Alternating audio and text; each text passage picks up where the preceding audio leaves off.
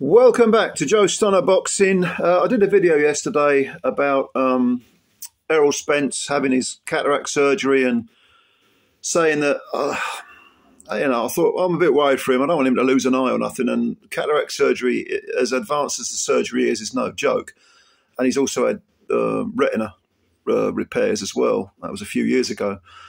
But he's kind of defiant about this whole retirement thing. People are saying, knock the Crawford rematch on the head, retire, you've made your money and all right. And he came out and he said, a lot of people have been saying he's a one-trick pony. And he said the following, he said, you might be right, but one trick got the Olympics, kids in private school, mum and pops retired years ago, passport filled with stamps, and I don't have to pick up a glove again if I don't want to.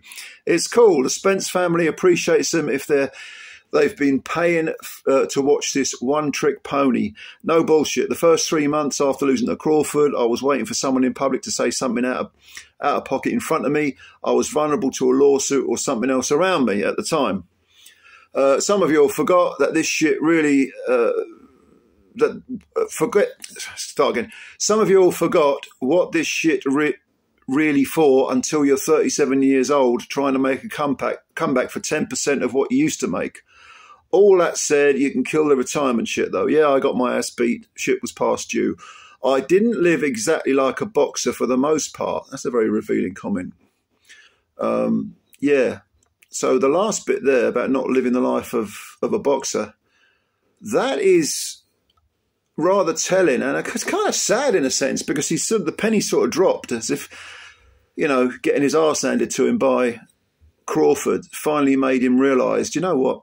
I should have lived the life more. Yeah.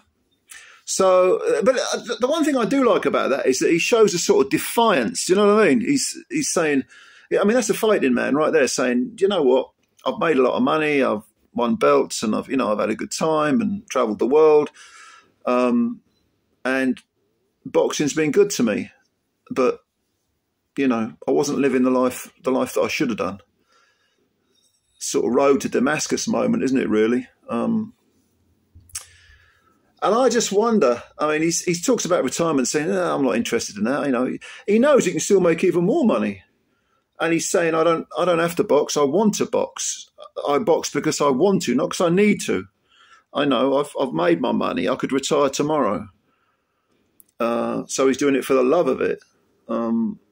And even though I had my concerns in the previous video I made, and I know a lot of people have said similar things. If the man wants to fight and he passes all the tests, I guess we've got to let him fight. It's kind of like Derek Chisora. Chisora with all those losses, and people were calling for him to retire 7, 8, 9 years ago even. Well, you passed your best, Derek, knock it on the head. No, he went on to make millions and millions of pounds doing something that he loves. And I don't know whether he's got anything left, probably not now. And Spence is, when all is said and done, what is he, 34, 33, 34, something like that. Yeah, I guess he's got something left, and if he wants to do it, that's fair enough. And if he didn't throw another punch, the Crawford loss aside, he's got wins over, Kell Brook and Lamont Peterson, Mikey Garcia, and I know he's much smaller, Sean Porter, Ugas. It's not a bad resume. The guy won a lot of those fights with aplomb and with a lot of style, and he's given the fans a lot of exciting fights. Was a very entertaining fighter to watch, and maybe he's got one or two things left to prove. When you look at someone like Ismael Barroso, who was written off 7, 8 years ago, as probably in the form of his life. I know he hasn't got as much wear and tear on him as Errol, but one defeat does not define you. It certainly doesn't define your career. So I don't know.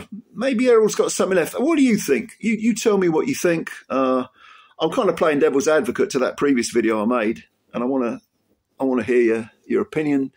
What do you think? Who do you think should be next? He says he wants Crawford again. He's going to go through with that at 154, but 154, yeah. As I said before, I don't think it will make a lot of difference. I think Crawford's pretty much ready to go to 154 as well.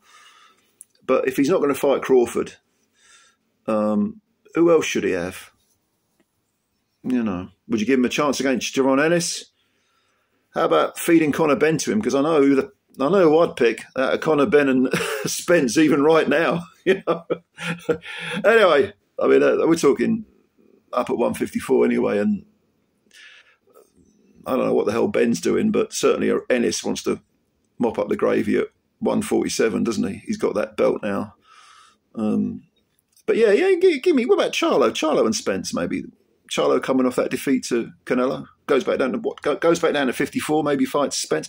I don't know. You leave your comments below. Let me know what you think. And what do you think of Spence's statement?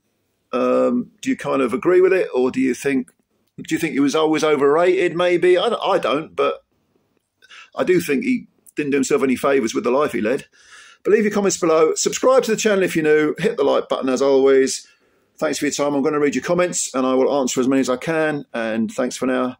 Take care. See you later. Bye-bye.